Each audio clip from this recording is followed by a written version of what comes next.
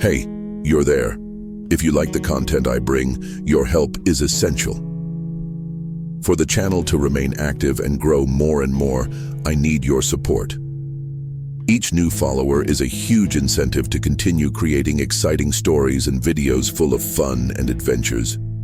Also, by subscribing, you help me convert this passion into sustainable work, which allows me to offer you even more surprising content.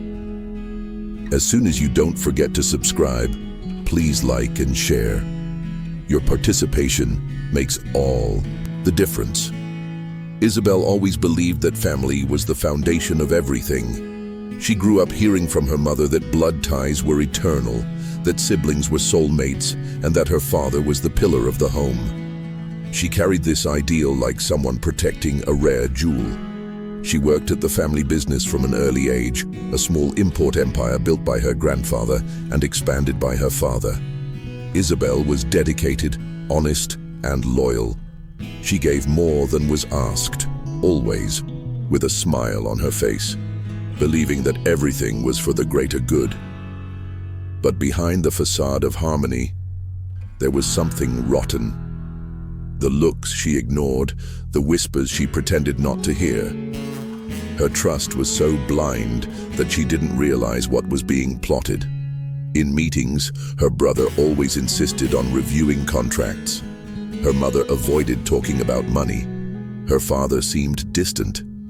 Isabel explained all of this by work, tiredness, or habit, until the day she received an anonymous letter. "Open your eyes before you lose everything," it said in shaky letters, and that was the trigger for the ruin. At first, Isabel laughed. An anonymous letter, someone trying to sow discord. But something about that handwriting, that urgency, made her put the paper away. She spent days trying not to think about it, but the details began to scream. Her brother's coldness, the papers he hurriedly hid, her father's evasions when she asked questions about the finances. Driven by a growing discomfort, she decided to investigate. She went to the company's accountant, someone she had trusted since she was a girl, but he looked away when she brought up the subject. He said he couldn't talk, that there were clauses, contracts, secrets. And then Isabel realized something really was going on. She started arriving at work early, going through old files, recording meetings. And that was how she found out. Her name had been discreetly removed from all the company's partnerships. She was out, legally, officially excluded.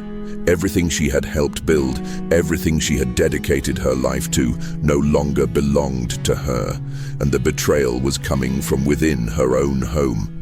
Shocked, Isabel confronted her brother. He laughed. "Business is business, sister. You were naive." Those words sank in like blades.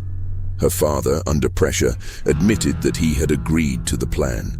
He said it was better this way, that she was too emotional to lead. And her mother was the one who hurt the most. She pretended not to know anything, but Isabel found her signature on the documents that sealed her exclusion. The woman she claimed to love unconditionally was now an accomplice to her downfall. She didn't cry in front of them. She left the room firm. But when she closed the door behind her, she broke down. She felt empty, betrayed, out of place in the world. The house where she grew up, the job that defined her, everything had collapsed, and she knew that family she loved so much had never seen her as a real part, just an easy piece to remove. Isabel then decided to disappear for a while, not out of weakness, but to understand how to start over, because now she had nothing left to lose. Isabel left without leaving an address. She rented a small apartment in another city and even changed her cell phone number. She spent her days in silence, trying to pick up the pieces of her own identity. It was as if she were in mourning, not for the loss of the company, but for the death of what she believed to be family love. In the first few months, she slept little. Nightmares about the faces of those who were supposed to protect her haunted her. It was in this silence that Isabel began to write. She wrote everything, from the beginning of the company, the details that no one knew, the behind the scenes of the betrayals. And she soon understood. She didn't need the company. The story she carried was her true power. If before she served the empire of others, now she was building her own. With the book almost finished, Isabel sought out an independent publisher. The proposal was accepted immediately. The work was released under the title The Excluded Heiress, and in a short time, it became a phenomenon. The entire country was talking about the story of the woman betrayed by her own family. The media wanted interviews, invitations to lectures, partnerships and podcasts poured in. Isabel, with her firm presence and calm voice, became a symbol of overcoming. But inside, the wound was still bleeding. The exhibition was a form of catharsis, but also a constant reminder of what she had lost. One day, she received an email from her brother, a request to talk. He said they were sorry, that they wanted to work things out. Isabel closed her laptop without responding. They weren't sorry. They were scared. The company was beginning to fall apart. Without Isabel's vision, bad decisions piled up. Labor lawsuits, debts, and scandals came to light. The family's image was tarnished. Meanwhile, Isabel was growing. She released a second book and created a foundation to support women in situations of family and financial abuse.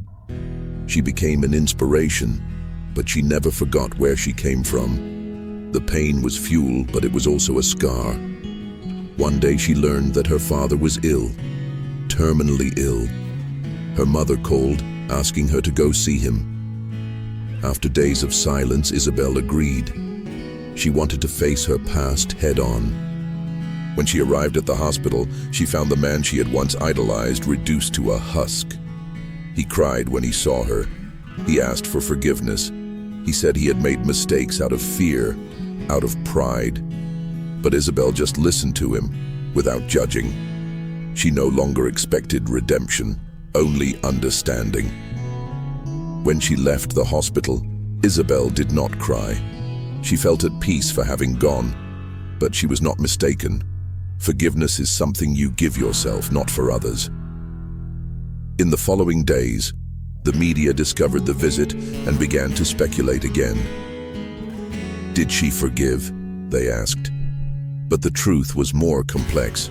Isabel simply stopped carrying a burden that was not hers. Her father passed away a few days later. The funeral was discreet. Her brothers asked her to say a few words. Isabel refused. She preferred to write a letter and leave it on the coffin. A silent farewell, without a stage, without an audience. It was time to move on. With the inheritance, the siblings tried to negotiate. They said she had a right to it, that they wanted to make peace. But Isabel knew it was just money, nothing that could buy the time that was stolen. She refused. She donated everything to the foundation. It was a way of closing the cycle. Deep down, Isabel knew that her story was just one among many. Families that betray, that tear each other apart, that teach love with the same mouths that destroy it. But her choice was clear, to start over without carrying the chains of blood. She created new bonds. She made sincere friends. She found love again in another form, not in promises, but in actions. 2 years passed. Isabel now lived far away by the sea, writing and speaking to the world about reconstruction. She was invited to international events, became the subject of documentaries, and most importantly, saved other women with her story. Sometimes she still received letters from her mother, trying to reconnect. But Isabel learned that forgiving does not mean going back. She responded only once, "I move on in peace. I hope you do too." And so she ended the last link, with dignity, with courage, and with the certainty that true love begins where illusion ends. On her 40th birthday, Isabel organized an event for the foundation. Women from all over the world attended, stories of pain, of new beginnings, of strength. When she went on stage, she looked at the audience and took a deep breath. She said, "One day they told me that family is everything, and I believed them. But I learned that we are the ones who choose who stays and who we are. I chose to be free." Applause echoed. Isabel smiled, for the first time, not out of obligation, but because she finally felt like she belonged. That night, alone at home, Isabel took the old notebook where she had written her first sorrows. She reread each page, and she cried. Not out of sadness, but out of gratitude for having survived, for having risen from the ashes, for having turned her fall into momentum. The past was no longer a prison. It was fertile soil from which she flourished. She burned the notebook in the fireplace. The ashes danced in the air like freedom in the form of smoke. A journalist wrote, "Isabel was not defeated by betrayal. She transformed it into a legacy." And it was true. The name of the company that once excluded her was now synonymous with decadence. Isabel's name was synonymous with rebirth. The twists and turns of the world are silent, but sure. And she did not want revenge. She only wanted no one else to go through what she went through. Because if there is anything stronger than blood, it is the courage to free oneself from it. In the following years, Isabel continued her mission. She published new books, opened schools for female entrepreneurship, and won awards. When asked if she was happy, she would say, "Yes, but not because I won, but because I remade myself." That was the lesson. Not about victory, but about starting over. About transforming pain into a bridge, suffering into a path. And that was how Isabel became much more than a betrayed woman. She became a symbol. Her mother died in silence, without reconciliation. Isabel went to the funeral out of respect for her own story. She brought white flowers. She didn't speak to her brothers. She just stood there, still, with her eyes closed, and she let the wind take away what was left of the pain. There was no more war, no need for answers, only peace. Because sometimes the greatest victory is the absence of hate, the end of resentment, the freedom to simply not feel anything anymore. Today, Isabel walks along the beach at dawn. The breeze touches her face as if to say, "You won." But she knows she didn't win against anyone, only against herself. The fragile version that once believed that love meant sacrifice. That family was everything, even when it hurt. Now she knows. Bonds are not obligations. They are choices. And hers was clear. Isabel chose herself. And that was enough to rebuild the entire world.